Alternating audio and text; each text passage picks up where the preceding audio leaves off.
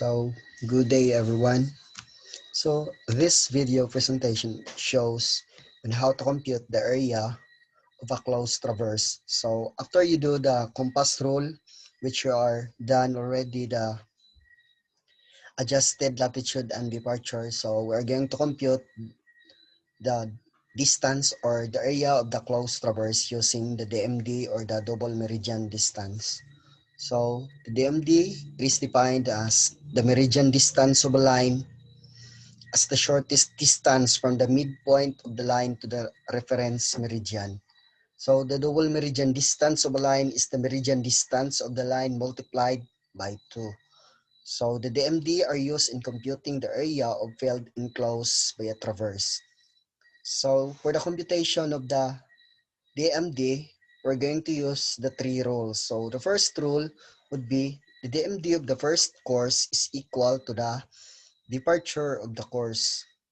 For the rule number 2, the DMD of any other course is equal to the DMD of the preceding course plus the departure of the preceding course plus the departure of the course itself. And the last rule for the DMD computation is the DMD of the last course is numerically equal to the departure of that course but with the opposite sign. So, mahibawa na ito noon sa kalainan niya after we do the computation. So, given the example, so assume that you already adjust the latitude and departure using the compass rule. So, by this example, for the line AB, we obtain an adjusted latitude of 490.71 north, and for the line BC, 587.12, and so on. And for the adjusted departure, for the line AB, 47.27, for the line BC, 608.89, and for the line CD, DE, EF, and FA. So for the adjusted latitude, we have a total of 1,452.84. So equal siya no, sa adjusted latitude sa south, which is negative 1,452.84, and also for the departure. So we are going to try this example. We're going to compute using the DMD.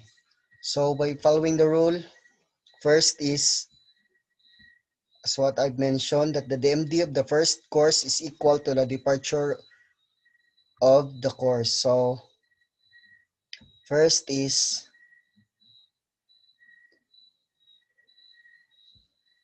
the DMD daw of the first course is equal to the departure of the course. So the first departure is for the line AB is 47.27. So our DMD for the line AB is equal to 47.27.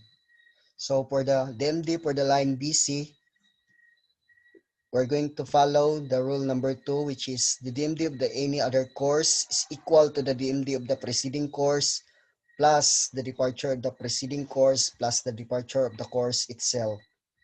So it means 47.27 plus the departure of the preceding course. So the preceding course is 47.27. So we're going to add 47.27 plus the next adjusted departure is 608.89. So we're going to add 608.89. So the DMD for the line BC is equal to 703.43. So for the DMD for the line CD, so we're going to copy the result of the DMD of the line BC, which is 703.43 plus the DMD of the plus the departure of the preceding course, which is 608.89 plus 786.78. We obtained the 786.78 from the departure of the line CD. So it is equal to 2099.10. So same procedure for the line DE and EF. So we're going to proceed to the last line, which is the line FA. So remember the rule number 3, which is it says that the DMD of the last course is numerically equal to the departure of that course but with the opposite sign. So notice that the result is 544.64, but on the last DMD is the last departure rather is equal to the result of the DMD of the line FA, which is 544.64, but it is correct because it is in opposite sign. So no, but then you negative 544.64 and the result is positive 544.64. So diyan nyo ma-define no kung check ba yung pagka-compute sa DMD kung kaning duha the result and the last departure is in opposite sign, equal siya but opposite in sign. So the next is we're going to compute the area. So in computing the area using the DMD method is, so na-mention ako na it is used to determine the area of a closed traverse. So we're going to compute for the double area.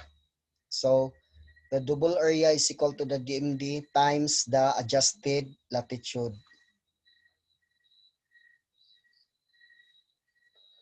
So this is the result for DMD for the 7.27, for the DMD for the line BC 703.43, 2.099.10, and 544.64. So we're going to compute using double area. So the DMD times the adjusted latitude daw.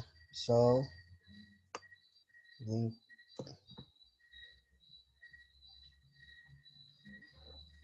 tanawan yung data. I-multiply daw siya sa adjusted latitude. For the line AB, our adjusted latitude is 490.71.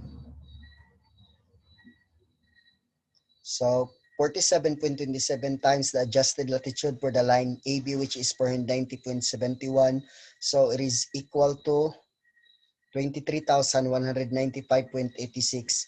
Next is for the line BC, the double area is 700.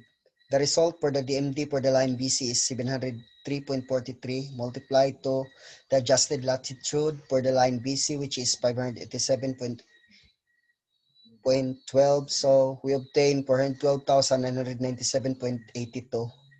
So for the line CD, the DMD for the line CD is 2,099.10 multiplied to negative 327.41 for the adjusted latitude for the line CD. For the line CD. Negative no, kay nasya sa south. Nasya sa south, so we're going to copy the sign, which is negative. So the result is negative 687,266.33.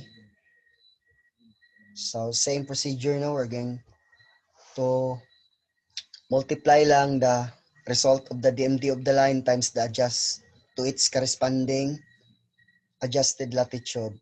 So after you do that, we're going to sum up all the result.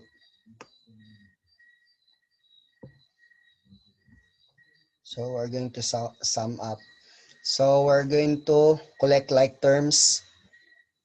First is for the line AB. So line AB and line BC and line FA. So notice na same siya o sign. So we are like terms. So we're going to add the 3.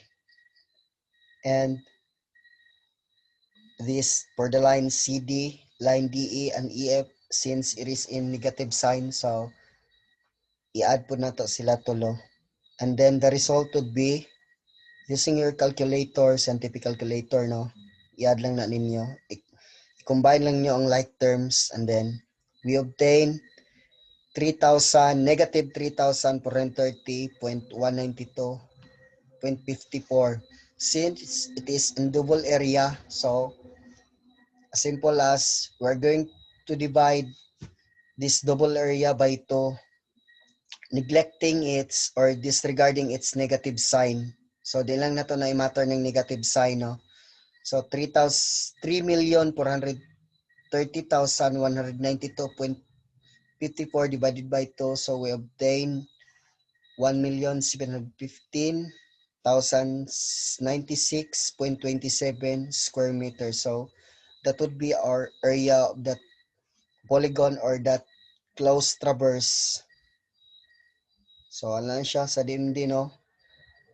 Dapat lang yun na memorize na to ang katong rule, which is the 3 rules, and then after we obtain the DMD of the DMD of the lines, we're going to multiply it by its adjusted latitude, and then sum up all, collect like terms, and then we obtain the result. Since it is in double area, we're going to divide it by 2. So we get the final area. So disregard na to if it is in negative sign. So disregard the sign and use the unit, which is square meter or meter squared.